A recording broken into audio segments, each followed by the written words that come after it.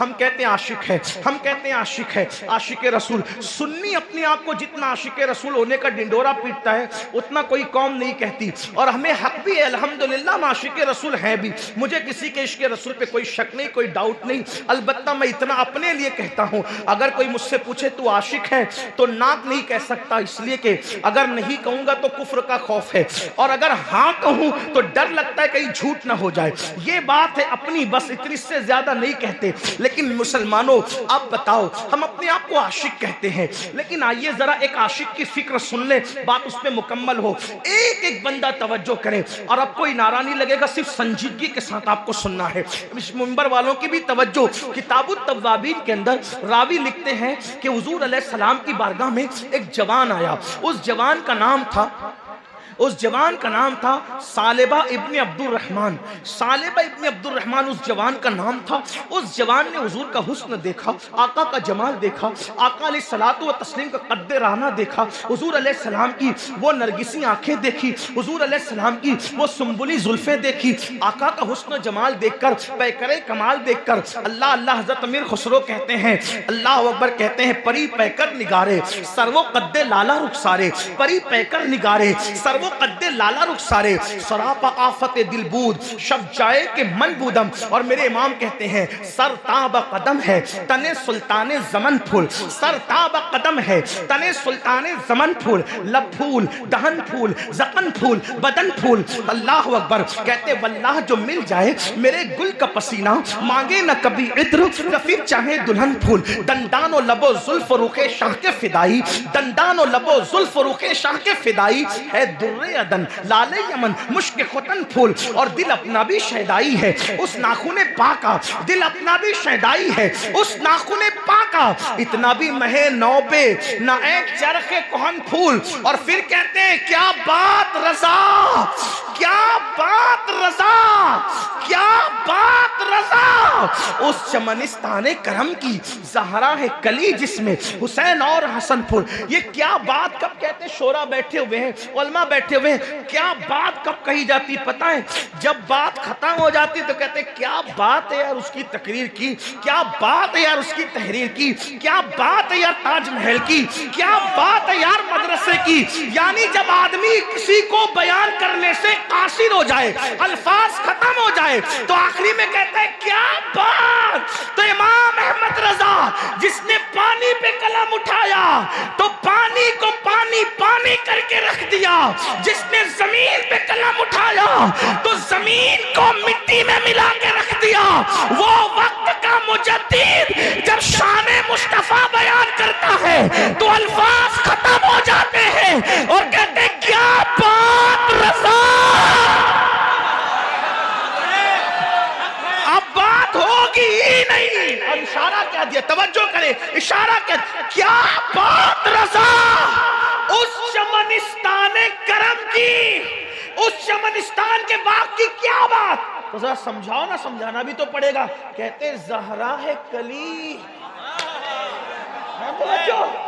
ارے اس باغ کو، اس گارڈن کو میں کیا بیان کروں گا جس کی ایک کلی کو زہرا کہتے ہیں، جس کی ایک کلی کو زہرا کہتے ہیں.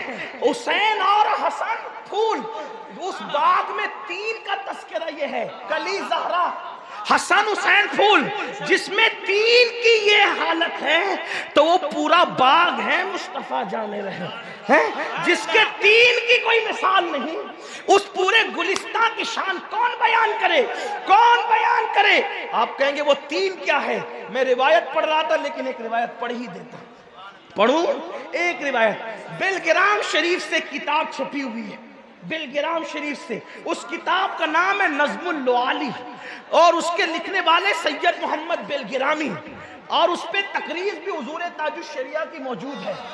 اس میں ایک حدیث ہے، حدیث یہ ہے کہ ایک مرتبہ سیدہ طیبہ طاہرہ عابدہ زاہدہ راکعہ ساجدہ عالمہ غیر معلمہ ام ابیہا ام الحسنین خاتون جنت خاتون قیامت سیدہ فاطمۃ الزہرا اپنے بابا کے پاس آئی اور اپنے ابا جان سے عرض کیا بابا جان سب سے پہلے جنت میں کون جائے گا؟ اپنے بابا سے پوچھا بابا سب سے پہلے جنت میں کون جائے گا؟ حضور نے یہ نہیں کہا بیٹی مجھے دیوار کے پیچھے کی خبر نہیں، جنت کی کیا خبر؟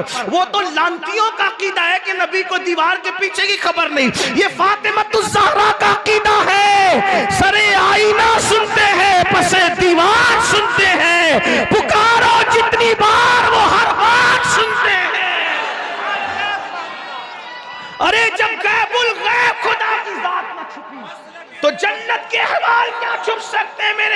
میرے آقا سے پوچھا سیدہ نے بابا سب سے پہلے جنت میں کون جائے گا؟ بلا توقف کا فرمایا بیٹی تیرے بابا سب سے پہلے جنت میں جائے گا۔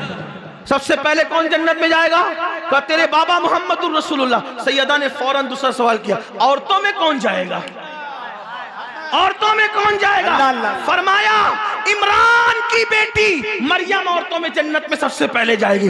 سیدہ کا کھلا ہوا چہرہ وہ جو کلی ہے گلشن مصطفیٰ کی، کلی کی شان دیکھو تب گلشن سمجھ میں۔ کیا بات رضا، کیا بات رضا، یہ کلی کا ذکر ہو رہا ہے، کیا بات رضا۔ کہا بابا عورتوں میں کون جائے گا؟ تو فرماتے ہیں مریم عمران کی بیٹی جائے گی۔ سیدہ کے چہرے پہ کوئی رنگ آیا، پوچھا بیٹی تمہارے چہرے پہ رنگ؟ عرض کی بابا جب آپ نے مردوں میں اپنا نام لیا تو مجھے خیال ہوا کہ جب عورتوں کا ذکر کروں گی تو آپ میرا نام لیں گے۔ آقا نے مسکرا کے کہا بیٹی ہوگا وہی جو ہم نے کہہ دیا، وجہ یہ کہ یہاں باتیں بدلی نہیں جاتی ہے، تمہارے منہ سے جو نکلی وہ بات ہو کے رہی۔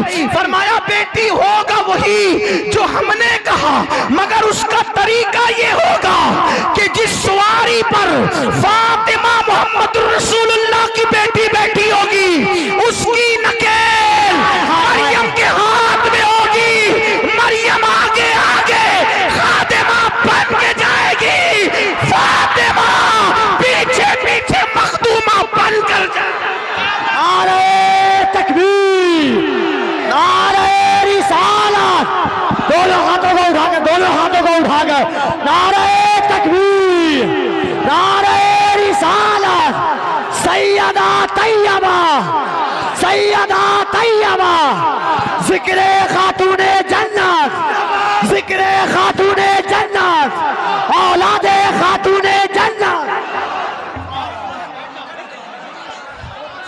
ناروں میں گم مت کرنا اس فضیلت کو، کیا جس کی نکیل سواری کی مریم جیسی مقدس ہستی کے ہاتھ میں ہوگی، ارے جس کی خادمہ ایسی ہو وہ مخدومہ فاطمۃ الزہرا کا مرتبہ کون بیان کر سکتا ہے؟ اور جب فاطمہ ایسی ہے تو وہ اس چمنستان کرم کی کلی ہے، جب کلی ایسی ہے تو پورا چمنستان محمد الرسول اللہ کی شان کا عالم۔ کیا بات رضا، کیا بات رضا، اس چمنستان کرم کی زہرا ہے کلی جس میں حسین اور حسن پھول۔ تو حضور جو ہے وہ عرض یہ کر رہا تھا، بات دور نکلی، اللہ اکبر۔ ثعلبہ ابن عبد الرحمن جو ہے حضور کا حسن دیکھا، حضور کا جمال دیکھا، اور جمال دیکھ کر کلمہ پڑھ کے مسلمان ہو گئے، مسلمان ہوئے۔ دیکھو آج ہر مسلک کا آدمی نماز روزے کی بات کرتا ہے لیکن حضور کی فضیلت کی بات لوگ نہیں کرتے ہیں۔ یعنی عیسائی یہودی بھی کہتے اسلام میں یہ اچھا ہے، یہ اچھا ہے، یہ اچھا ہے، لیکن حضور کی شان وہ بیان نہیں کرتے۔ کیوں؟ ان کو خوف ہے، سب بیان کریں گے الگ بات ہے، لیکن جب شان مصطفیٰ جان رحمت بیان کریں گے تو لوگ سیدھا اسلام کے کھاتے میں چلے جائیں گے، لوگ اسلام قبول کرنے میں مجبور ہو جائیں گے۔ اللہ اکبر۔ تو اب ابن عبد الرحمن نے حضور کا جلوہ دیکھا، حضور کا حسن دیکھا، حضور کا جمال دیکھا، اور کلمہ پڑھ کے مسلمان ہو گئے۔ میرے آقا علیہ السلام کی بارگاہ میں عرض کی یا رسول اللہ میری خواہش ہے میں آپ کی چوکھٹ चौखट पे पड़ा रहूंगा, आपकी खिदमत में रहूंगा। अल्लाह अकबर, अब आपको छोड़कर नहीं जाऊंगा। अल्लाह अल्लाह। इब्ने अब्दुर रहमान ने जब ये कह दिया तो गोया कि हुजूर ने अपनी नौकरी पे उनको रख लिया, अपनी खिदमत पे रख लिया। इब्ने अब्दुर रहमान हुजूर के पास रहने लगे। देखो आशिक लोग कैसे होते, बस एक झलक दिखाना है, बात मुकम्मल होनी है। मेरी कौम के जवानों, हमने इश्क की बातें की, इश्क करने की कोशिश नहीं की, हमने इश्क के नारे लगाए, इश्क दिल में बसाने की कोशिश नहीं की, हमने कुर्बानियां देने की कोशिश नहीं की। अल्लाह अकबर। इब्ने अब्दुर रहमान मेरे आका का हुस्न देखा, जमाल देखा, कलेमा पढ़ के मुसलमान हो गए। और उसके बाद फिर क्या हुआ? अल्लाह अकबर। इब्ने अब्दुर रहमान हुजूर की चौखट पे पड़े रहने लगे। क्या नसीबे हैं उनके भी जो नबी की चौखट पे पड़े रहते हैं। अल्लाह अकबर। जिसे चाहा दर पे बुला लिया, जिसे चाहा अपना बना लिया। ये बड़े नसीब के हैं फैसले, ये बड़े करम के हैं फैसले, ये बड़े नसीब की बात है। लेकिन अब एक दिन ऐसा हो गया, अब ध्यान से सुनना मेरे जवानों, एक दिन ऐसा हो गया कि मेरे आका ने इब्ने अब्दुर रहमान को कोई काम दिया। इब्ने अब्दुर रहमान जाओ फलां को बुला कर लाओ। इब्ने अब्दुर रहमान गए और जाके किसी को बुलाने लगे। रास्ते में एक हादसा हो गया। हादसा क्या था? वो कोई गुनाह भी नहीं था, वो कोई बुराई भी नहीं थी, लेकिन हुआ क्या सुन ले जरा सा। अल्लाह अकबर। रास्ते में जा रहे थे किसी काम से, एक औरत को देखा कि वो गुस्ल कर रही है। एक औरत पर नजर पड़ गई, नजर डाली नहीं, नजर पड़ गई, वो गुस्ल कर रही है। अब इस पर ज़बान हया क्या तफसीरा करे, इस पर ज़बान हया क्या बात करे। अल्लाह अकबर। कि कोई नहा रहा हो, कोई गुस्ल कर रहा हो, मंजर क्या होगा, इस पर कुछ बोलने की जरूरत नहीं। अक्लमंदों की महफिल है, समझदारों की महफिल है, पढ़े लिखों की महफिल है। अल्लाह अकबर। इब्ने अब्दुर रहमान की नजर एक गुस्ल करने वाली नहाती हुई औरत पर पड़ गई। लेकिन एक ही नजर पड़ी थी कि इब्ने अब्दुर रहमान ने फौरन अपनी नजर को फेर लिया। नजर फेरना थी कि फौरन दिल में ख्याल आया। अब इश्क की असल दास्तान यहां से शुरू होती है और उन्वान मुकम्मल होता है।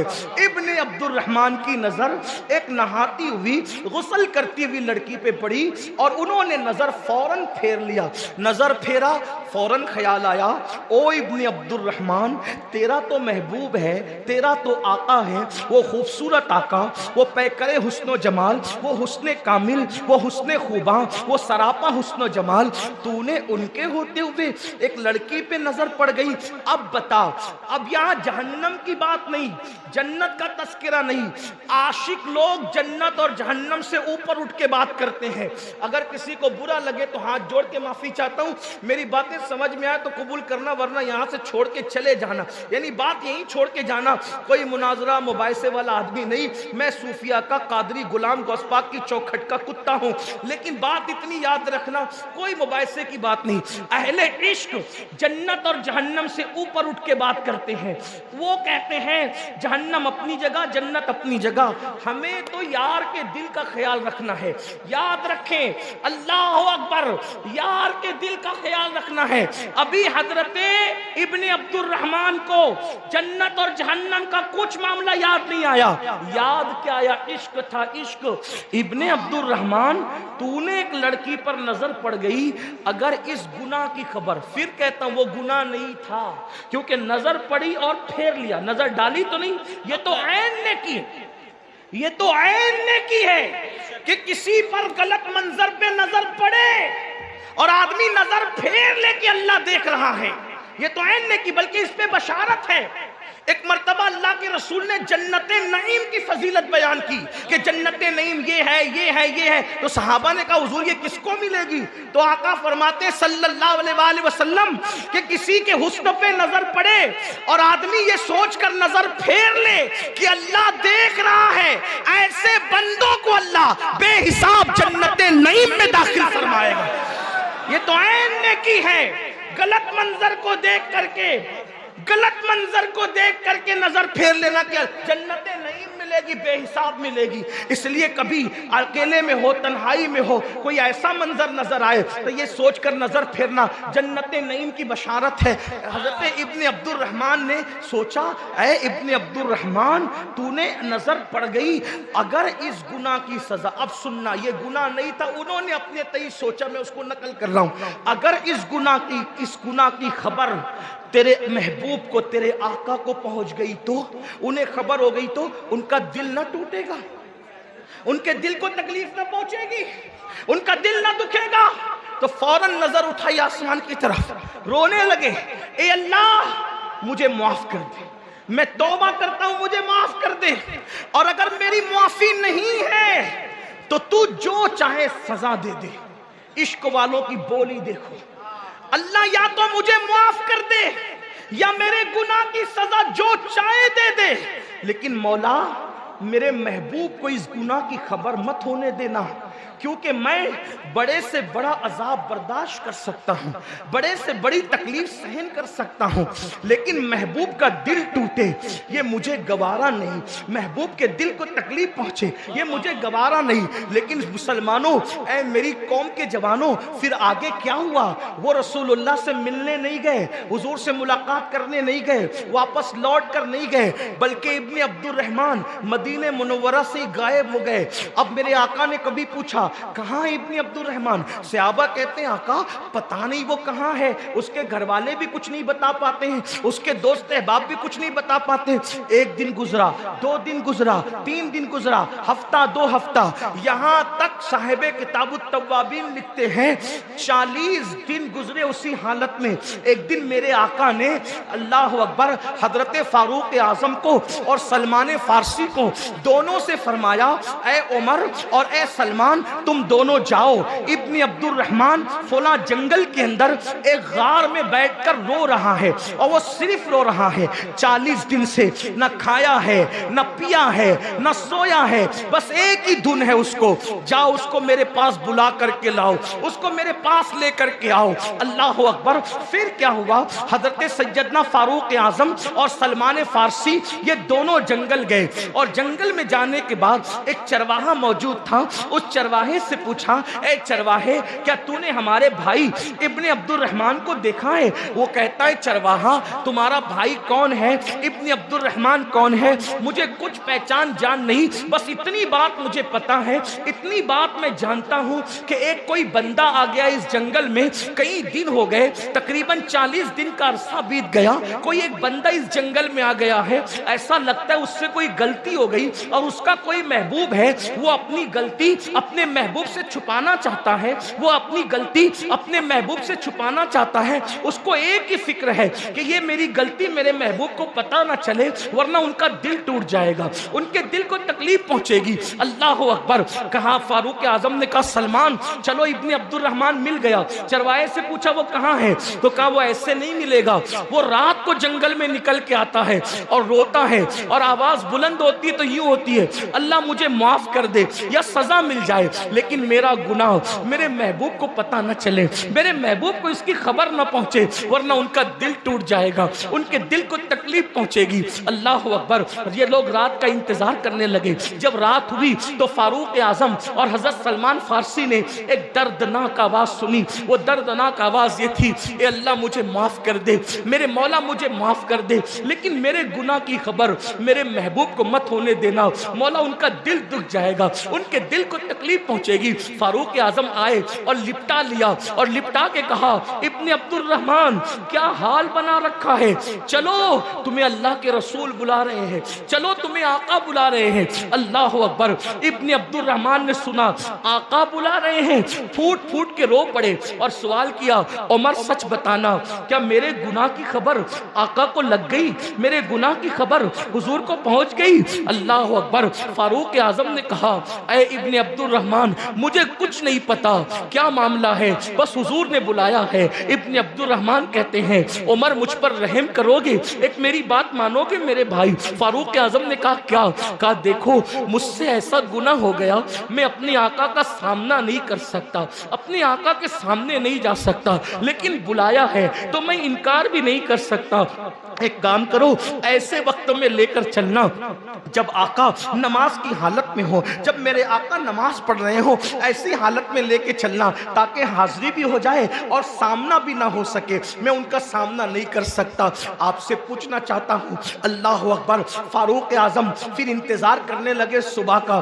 صبح ہوئی تو دونوں یاروں نے، فاروق اعظم اور سلمان فارسی نے حضرت ابن عبد الرحمن کو اٹھ لیا اور سہارا دے کر لے کر چلے۔ جب مسجد نبوی میں پہنچے حضور نماز فجر پڑھا رہے تھے، آقا کی تلاوت قرآن کی آواز جیسے ابن عبد الرحمن کے کانوں میں آئی، برداشت نہ کر سکے، ہیبت کی وجہ سے چیخ ماری اور بے ہوش ہو کے زمین پہ گر پڑے۔ اللہ اکبر۔ اب یہاں بات آگے بڑھانے سے پہلے میں ایک بات آپ سے پوچھنا چاہتا ہوں، آپ آقا کو دیکھنا چاہتے ہیں؟ ہم آقا کو دیکھنا چاہتے ہیں؟ میرے بھائی ذرا بتا تو صحیح، ایک ناکردہ جرم کی وجہ سے اتنے عظیم صحابی حضور کا سامنا کرنے کی ہمت نہیں کرتے، اور ہم نے وہ کون سا جرم ہے جو نہیں کیا؟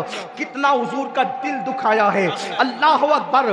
جو ماں کا دل دکھائے، مرنے سے پہلے اس کی زبان پہ کلمہ نہیں آتا، ماں کا دل دکھانے والا زبان پہ کلمہ نہیں آتا۔ جو نبی رحمت کا دل دکھائے، جو میرے آقا کا دل دکھائے، کتنا دل دکھایا ہے۔ میں یہ نہیں کہتا کہ گناہ کرتے وقت ہماری نیت دل دکھانے کی ہوتی ہے، لیکن فاروق اعظم فرماتے ہیں لوگ چھوٹے بڑے گناہ کی بات کرتے ہیں، میں تو اتنا سمجھتا ہوں گناہ کوئی بھی کرو حضور کا دل دکھتا ہے، گناہ کوئی بھی کرو حضور کا دل دکھتا ہے۔ یہ میری بہنیں جو ہزاروں کی تعداد میں یہاں بیٹھی ہے، اے میری قوم کی شہزادیوں، جب تم گلے میں دوپٹے کو مفلر کی شکل میں لٹکا کر بازار میں گھومتی ہوگی تو رسول اللہ کے دل پر کیا گزرتی ہوگی؟ ٹیوشن کے نام پر، کوچنگ کے نام پر، پکنک کے نام پر جب عورتیں بے پردہ گھومتی ہوگی، رسول اللہ کے دل پہ کیا گزرتی ہوگی؟ مسجدیں ویران ہوتی ہوگی، حضور کے دل پہ کیا گزرتی ہوگی؟ کانوں میں ایئر فون لگا کر گانے سنتے ہوں گے، حضور کے دل پہ کیا گزرتی ہوگی؟ چہرے سے داڑیاں منڈا منڈا کر گٹروں میں پھکوانے والوں، جب تمہارے چہروں پہ وستورا چلتا ہوگا، حضور کے دل پہ کیا گزرتی ہوگی؟ سوچا کبھی سب کے دل کا خیال کیا، اپنے نبی کے دل کا کیا خیال کیا؟ وہ نبی جو سردی کی لمبی لمبی راتوں میں ہماری پیدائش سے پہلے ہماری مغفرت کی دعا کرتے تھے۔ ام المومنین عائشہ صدیقہ کہتی ہے جب کھڑے رہتے تھے تو پیر سوج جاتے تھے، اور اتنے سوج جاتے تھے ایسا لگتا تھا جیسے پھٹ کر اس سے خون نہ نکلنے لگے۔ میں کہتی آقا میرے ماں باپ آپ پہ قربان، آقا بس بھی کیجئے نا۔ آقا فرماتے عائشہ میری امت گنہگار ہے، میری امت گنہگار ہے، بتاؤ ہماری ماں ہمارے لیے نہیں روئی، ہمارا باپ ہمارے لیے نہیں رویا، ہماری پیدائش سے 1400 سال پہلے جو ہماری بخشش کی فکر میں پوری پوری رات جاگتے رہے، وہ سید المعصومین اپنی فکر کی بجائے اپنی امت کی فکر، آج اس نبی رحمت کا دل دکھا رہے ہو۔ زنا کے اڈوں پہ جا کے، شراب کے اڈوں پہ جا کے، اپنی بیٹیوں کو باریک اور پتلے کپڑے پہنا کے، اپنی بیٹیوں کو ننگے سر بازاروں میں گھما کے، ولیمے میں میک اپ کر کے گھر کی عورتوں کو لے جاتے ہو۔ سن لو جنت کے دروازے پہ لکھا ہے دیوس کے لیے جنت کی خوشبو بھی حرام ہے۔ صحابہ نے پوچھا آقا یہ دیوس کون ہے؟ فرمایا جس کے گھر کی عورتیں بے پردہ گھومتی ہو اور وہ مرد منع نہیں کرتا، وہ دیوس ہے، دیوس۔ اللہ اس پر جنت کی خوشبو حرام کی ہے، اس کی نہ نمازیں قبول ہے نہ اس کی دعائیں قبول ہے۔ آج پردے کا خیال نہیں، یہ بہنیں سیدہ فاطمہ کی کنیز کہلاتی ہے، اور جب بازار میں جاتی ہے تو کہتی ہے وہ کپڑا نکال جو اداکارہ نے پہنا تھا، کنیز ہے فاطمہ الزہرا کی اور لباس اداکارہ کا۔ سن لو جب تک بیٹیاں توجہ کرنا، مشرق سے مغرب والے سن لے۔ آج بڑی بڑی کانفرنسوں میں ڈسکس ہو رہی ہے بچیاں کیوں بھاگ رہی ہے، بچیاں کیوں بھاگ رہی ہے، بچیاں کیوں بھاگ رہی ہے۔ درد بھری تقریریں اس کا حل نہیں ہے۔ جب تک بچیاں سیدہ فاطمہ کے کردار پہ چلتی رہی تب تک کسی نے نظر اٹھانے کی ہمت نہیں کی۔ جب بیٹیاں سیدہ کے کردار سے ہٹ گئی تو اب لوجوں کی زینت بن گئی، لوجوں میں بک رہی ہے۔ اداکارہ کے طریقے پہ چلا کر بیٹیوں کی عزت کی حفاظت نہیں ہو سکتی۔ اگر بیٹیوں کی عزت بچانا ہے پھر سے سیدہ فاطمہ کا کردار عطا کر دو۔ سیدہ کیا ہے؟ ارے جس کے سر کے دوپٹے کو کبھی چاند اور سورج نے نہیں دیکھا اس کو فاطمہ الزہرا کہتے، اور میرے امام کہتے جس کا آنچل نہ دیکھا مہو مہر نے، جس کا آنچل نہ دیکھا مہو مہر نے، اس ردائے نزاہت پہ لاکھوں سلام۔ حضور طائف میں پتھر جسم پہ لگے، دشمن نے جسم کو چھلنی کیا اور عاشق کہلانے والے گناہ کر کے حضور کے دل کو اذیت دے رہے. کیا منہ لے کے جاؤ گے حضور کا دیدار کرنے؟ ابن عبد الرحمن حضور کی بارگاہ میں پہنچ کے بے ہوش ہو گئے، ہمت نہیں تھی سامنا کرنے. ڈاکٹر اقبال کا ذکر ہو رہا تھا. اقبال سے کسی نے کہا اقبال تم جرمنی برطانیہ تک کا سفر کرتے ہو، مدینہ منورہ کیوں نہیں جاتے؟ اقبال نے کہا جاتا ہوں، جا سکتا ہوں، جا بھی سکتا ہوں، لیکن اس لیے نہیں جاتا کہ میں سوچتا ہوں کہ جاؤں گا تو حضور کو منہ کیا دکھاؤں، منہ لے جانے کی ہمت کیا ہوگی. پیر نصیر الدین نصیر کہتے ہیں شرمیسیاں سے نہیں سامنے جایا جاتا، یہ بھی کیا کم ہے تیرے شہر میں آئے ہوئے. مجھے ہماری جماعت کے ایک بہت بڑے عالم نے بتایا، پتہ نہیں کہاں تک انہوں نے سچ بتایا، کہاں تک انصاف کیا، لیکن بڑے عالم تھے، میں ان کی بات نقل کر رہا ہوں. انہوں نے کہا ایک مرتبہ ہمارے دادا مرشد حضور مفتی اعظم سے کسی نے کہا کہ حضور سنہری جالیاں بڑی خوبصورت ہے، تو آپ نے فرمایا ہاں میں نے بھی سنا ہے کہ سنہری جالیاں بڑی خوبصورت ہے. کہا حضرت آپ تو 2 مرتبہ مدینہ شریف گئے اور 1 مہینہ 1.5 مہینہ قیام کیا اور آپ کہتے ہیں سنہری جالیاں خوبصورت ہے، میں نے سنا ہے.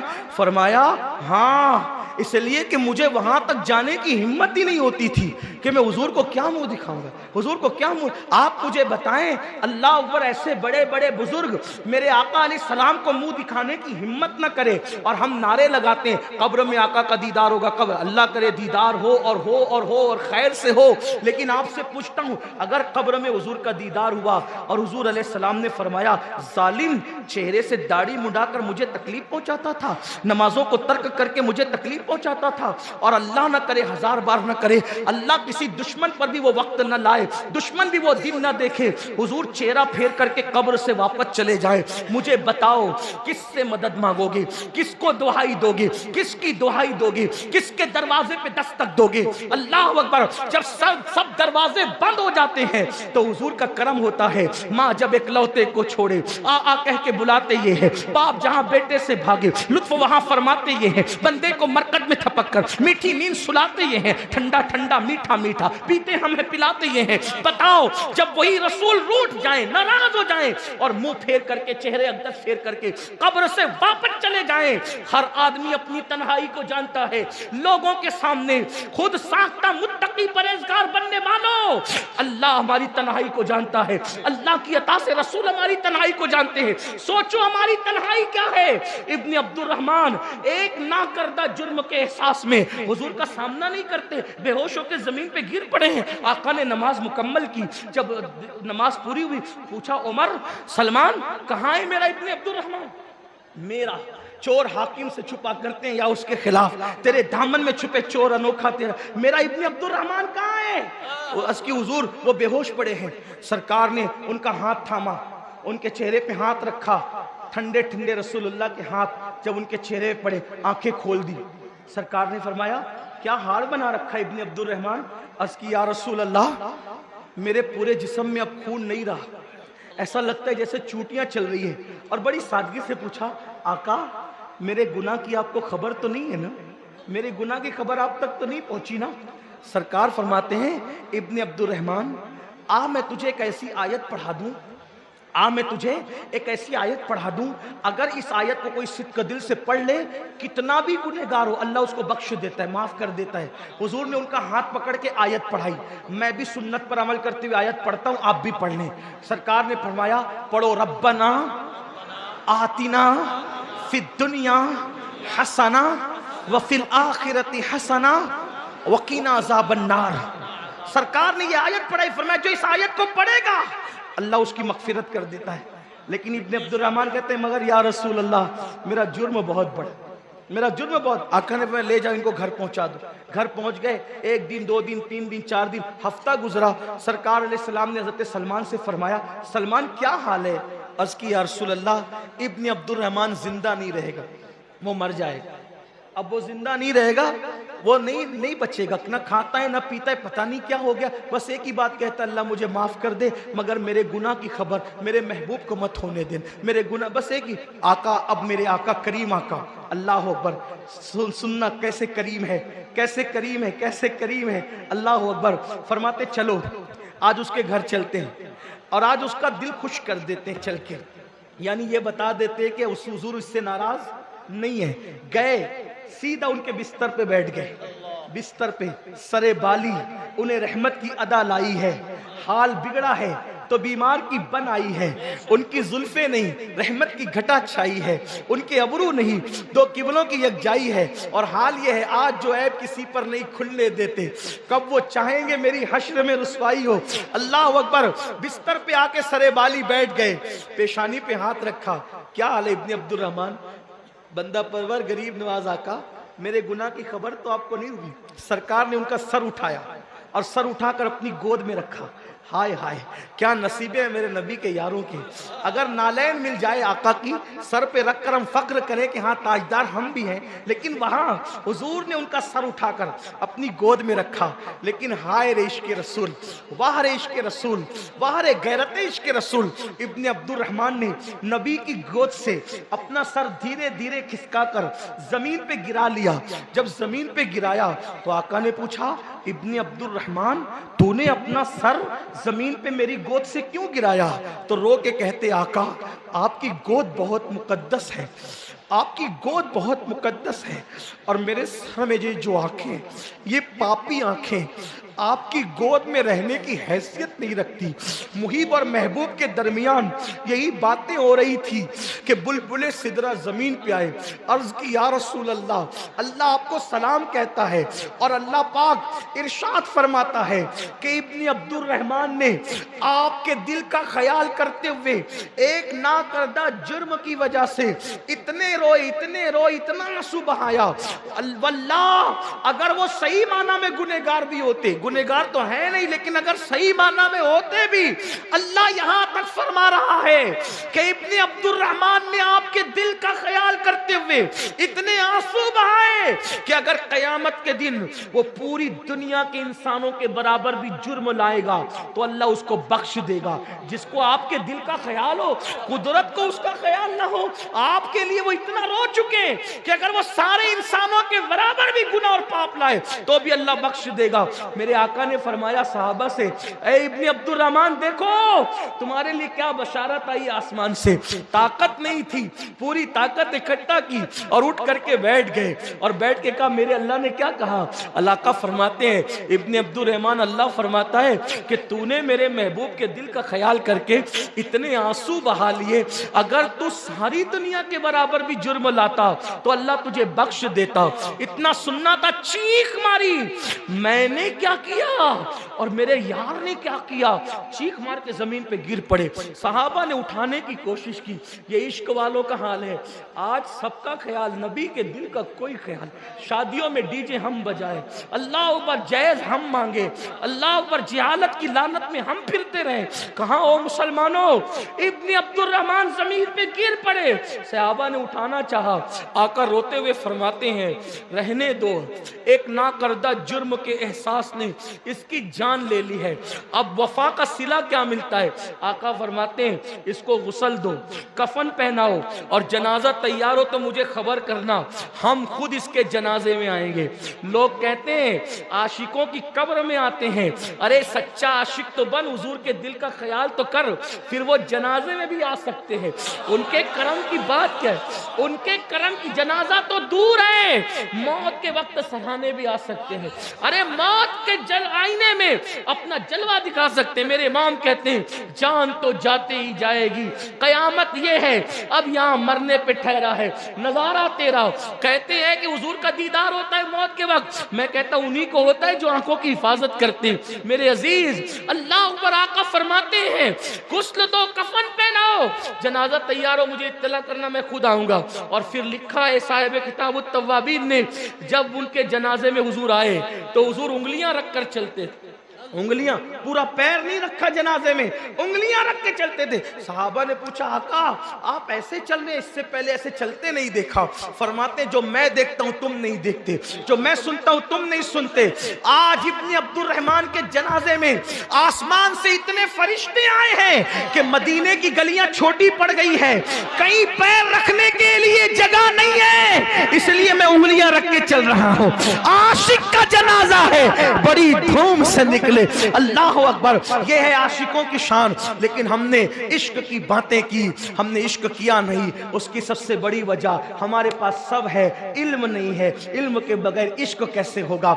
जो कौम वुजू का तरीका न जाने, इस्तिंजा का तरीका न जाने, गुस्ल का तरीका न जाने, पाकी नापाकी के मसाइल न जाने, नमाज कैसे पढ़ते ये न जाने, उसको ये इल्म नहीं हो तो वो कैसे आशिक बनेगा? आओ इस तालीमी कॉन्फ्रेंस से इश्क और इल्म दो ऐन का पैगाम लेकर के जाओ। इश्क के साथ जब इल्म आता है तो फिर दुनिया उतनी बुलंदी पर, इंसान उतनी बुलंदी पे जाता है जहां पर किसी का तसव्वुर नहीं जाता। आज सुन्नियों को दो ऐन पे काम करने की जरूरत है, इश्क और इल्म।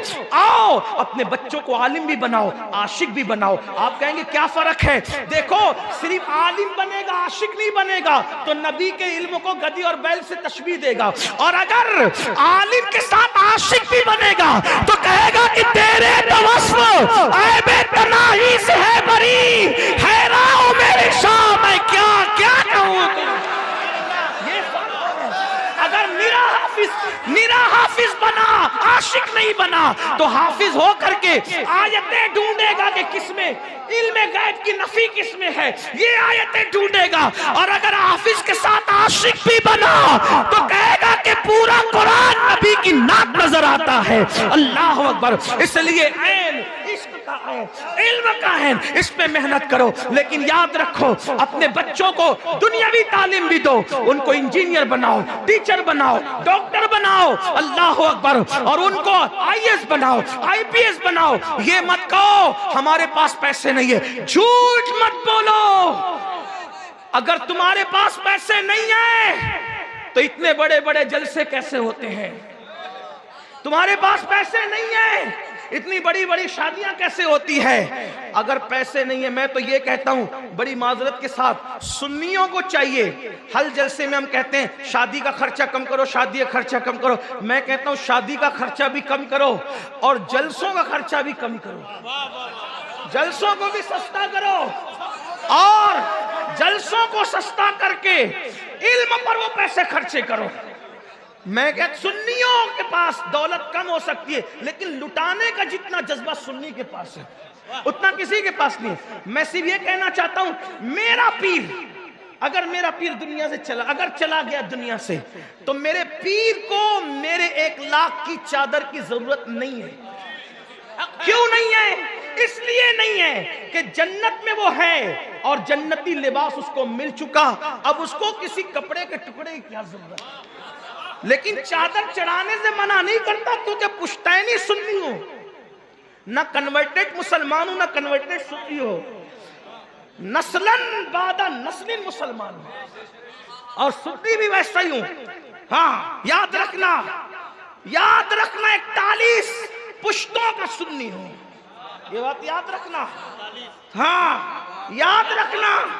इसलिए चादर का मुखालिफ नहीं, 1 लाख की मत चढ़ाओ, 1000 की चादर चढ़ा दो और 99,000 जो बचे वो किसी यतीम की स्कूल और कॉलेज की फीस अपने पीर के नाम के इसाले सवाब से भर दो। चादर पे पीर साहब जितना खुश होंगे उससे ज्यादा इस फेल पे खुश होंगे, याद रखना। और फिर एक नस्ल को पढ़ाओगे 300 साल तक देखना ही नहीं पड़ेगा। अगर किसी बेवा के सर पे पैसा बचा के डाल, मैं मना नहीं करूं, चादरें डालो, चढ़ेगी चादरें, लेकिन इस शान से चढ़ेगी कि 1 लाख की नहीं 1000 की चढ़ेगी और 99,000 रुपया कौम के पीर के इसाले सवाब के लिए खर्च होंगे। उम्मीद है, और जलसों में भी हर आदमी को 50-50 और 20-20 हार डालने की बजाय 1 गुलाब के फूल पे भी इक्तिफा कर लो, ये बात। और आपसे बात कहता हूं कि नात खानों को भी उसको बुलाओ जो इश्क के शेर बेचता नहीं हो, जो ताजिर, याद रखना, जो आशिक होगा वो ताजिर नहीं होगा, और जो ताजिर होगा वो आशिक नहीं होगा। इसलिए कि इश्क में जो चीज दी जाती है उसका सिला नहीं मांगा जाता, बल्कि हाथ जोड़ के कहते हैं यार से बता कि तू राजी है कि नहीं है। इसलिए ऐसे खुतबा को बुलाओ بلاؤ جو نہ خطابت بیچتے ہوں اور نہ ایسے شعراء کو بلاؤ کہ جو عشق مصطفیٰ کا جو خود بیچارہ عشق سے ناری اور اپنے آپ پر نفس کا بھاری، وہ کیا آپ کو عشق کی لو دے سکتا ہے؟ عشق تو عاشق دے سکتے ہیں۔ اور یاد رکھنا ان کو بلاؤ جو صرف فکر رضا کی بات نہیں کرتے پبلک کو خوش کرنے کے لیے، بلکہ واقعی فکر رضا کے پابند بھی ہو۔ اس اعتبار سے میرے امام نے تو یہاں تک فرمایا کوئی نبی کی نعت پڑھے اور دل میں سوچے کہ مجھے شیرنی ڈبل ملنا چاہیے، تو گویا کہ اس نے اپنی نعت بیچ دی شیرنی کے وقت میں۔ آئے تو یہ سوچے جو نبی کا صدقہ ملے گا ملے گا، نہ ملے تو دینے والا کون دیتا ہے؟ دینے کو منہ چاہیے، دینے والا ہے سچا ہمارا نبی۔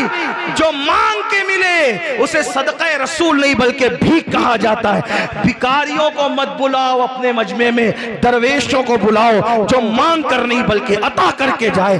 جب جلسوں کا بوجھ ہلکا کرو گے تو انشاءاللہ پوری قوم میں انقلاب آئے گا، پوری قوم تبدیل ہوگی۔ اور تعلیم پر زیادہ خرچہ کرو، اور اگر نہیں پوری قوم کے لیے کچھ کر سکتے تو اپنے بچوں کے لیے کچھ کرو۔ ہمارے ماہریرہ کے سرکاروں نے نعرہ دیا آدھی روٹی کھائیں گے، بچوں کو پڑھائیں گے۔ اگر آدھی روٹی کھانا پڑے تو آدھی روٹی کھاؤ، مگر اپنے بچوں کو پڑھاؤ۔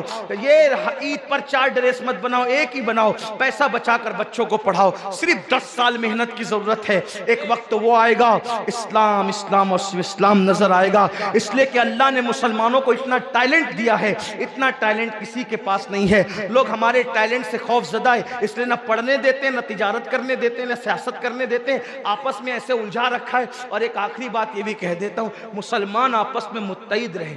مسلمان سے مراد جسے ہم مسلمان مانتے ہیں، ہاں جسے ہم مسلمان، فکر رضا کی روشنی میں جسے ہم مسلمان آپس میں متحد رہیں، لڑے نہیں، علماء متحد رہیں۔ اور متحد رہنے کا آسان طریقہ یہ ہے کہ جو لایانی باتیں ہیں اس میں الجھنے کی کوئی ضرورت ہی نہیں ہے، اس لیے کہ اصل ہدف پر توجہ کیجئے، لا یعنی باتوں پر دھیان مت دیجئے۔ کلر کون سی ٹوپی کا افضل ہے یہ قیامت کے دن اللہ فیصلہ کرے گا۔ پیر کس کا بڑا تھا یہ قیامت کے دن اللہ فیصلہ کرے گا۔ جو فیصلے اللہ نے کرنے ہیں ان فیصلوں کو ہم کو کرنے کی ضرورت نہیں ہے۔ ہم تو یہ سوچے نبی کا جو غلام ہے ہمارا وہ امام ہے۔ اللہ ہم سب کو عمل کی توفیق دے۔ گفتگو کے درمیان کوئی غلطی ہو اللہ معاف فرمائے۔ استغفر اللہ ربی من کل ذنب واتوب الیہ۔ ابھی جلسہ ختم نہیں ہوا، ابھی دستار بھی ہوگی، اور علامہ اتنے اچھے خطیب ہیں کہ آپ حضرات جو ہے وہ مست ہو جائیں گے انشاءاللہ۔